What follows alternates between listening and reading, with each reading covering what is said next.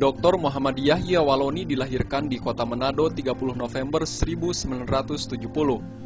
Pada tanggal 18 Ramadan 1427 Hijriah atau tepatnya pada hari Rabu 11 Oktober 2006, beliau bersama istri dan 3 orang putranya sah memeluk agama Islam.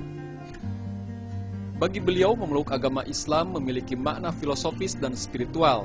Sesungguhnya bukan pindah agama tetapi kembali ke jalan yang lurus. Sebelum beragama Islam, beliau adalah seorang pendeta atau pelum GKI di Tanah Papua, Klasis Raja Ampat, Sorong Kepulauan, Provinsi Irian Jaya Barat. Beliau juga pernah menjabat ketua atau rektor STT Calvinis Ebenezer Sorong sejak tahun 1997 sampai 2004. Selanjutnya pada tahun 2003 beliau meningkatkan status STT Calvinis ke tingkat universitas yang saat ini dikenal dengan nama Universitas Kristen Papua atau UKIP Sorong. Pada tanggal 28 Januari 2004 beliau mengundurkan diri dari Universitas Kristen Papua atau UKIP.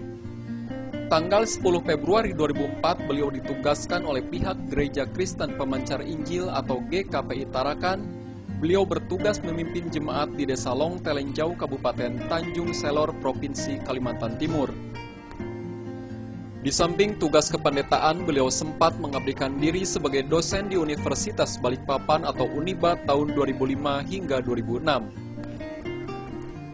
Beliau menyelesaikan studi S1 Teologi di STT Calvinis Ebenezer Manado tahun 1996. Tahun 2000 menyelesaikan studi S2 Teologi dan program S3 Filsafat di Institut Teologi Oikumene Immanuel Manado tahun 2004. Ketika masih menjadi pendeta, beliau sangat digemari oleh para jemaat Kristen dalam hal berkhotbah, baik di Papua, Manado, Balikpapan, Tarakan, dan lain-lain. Di kalangan Kristen, penulis memiliki banyak sekali kaset-kaset khotbah, pendeknya qualified. Kini beliau sedang belajar Al-Quran dan Al-Hadis. Beliau bercita-cita ingin menjadi seorang da'i demi menegakkan kebenaran Allah Subhanahu wa Ta'ala di dunia ini, agar umat manusia terselamatkan. Alasan beliau memeluk agama Islam sederhana saja. Beliau mengakui bahwa Al-Quran adalah sebenar-benarnya firman Allah, sebab tulisan dan ajarannya sejak 1 Hijriah hingga sekarang ini tidak pernah berubah. Sedangkan Alkitab Kristen banyak mengalami perubahan akibat noda otak dan tangan manusia. Akhirnya beliau berkesimpulan, sesungguhnya Al-Quran adalah firman Allah Subhanahu wa Ta'ala, sumber kehidupan, iman, dan keselamatan dunia serta akhirat.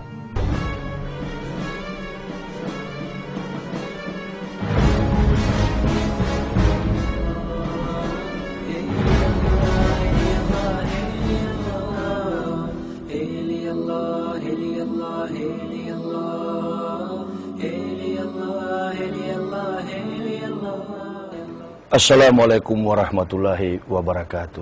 Waalaikumsalam warahmatullahi wabarakatuh. Bismillahirrahmanirrahim. Alhamdulillahi rabbil alamin. Wassalatu wassalamu ala asrofil anbiya'i sayyidina wa maulana Muhammadin wa ala alihi wa sahbihi ajmain amma ba'd. Asyhadu an la ilaha illallah wa asyhadu anna Muhammadar Rasulullah. Wa la tujadilu ahlal kitab wa kullu amana bila syai'un sila ilaina wa ilahuna wa ilahukum wahid. A'udzu billahi minasyaitonir rajim. La tajidana asyadana syadawatan lillazina amanul yahuda wallazina asyraku wa la tajidana aqrabahum mawaddatan lillazina amanul lazina qalu inna nasrah zalika bi anna minhum gisisina wa ruhbana wa annahum la yastakbirun. Wa iza sami'u ma unsila ila rasuli tara ayunakum tafidu minad dam'i mimma arafu minal haq yaquluna rabbana amana faktubna masyahidin Muhammad. Hadirin yang saya muliakan rahimakumullah, pada kesempatan ini saya hadir di tengah-tengah kita semua tentunya merupakan sebuah nikmat berkah yang patut kita syukuri kehadirat Allah Subhanahu wa taala.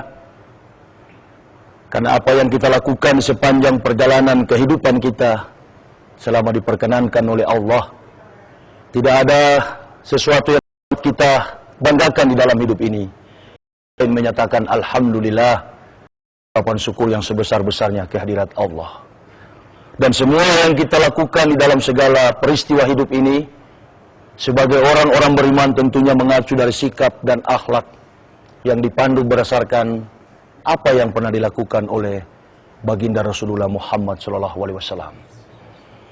Karenanya di kesempatan ini saya juga mengajak marilah kita sekalian menyatakan salawat dan taslim kepada revolusioner Islam, junjungan Nabi besar Muhammad SAW.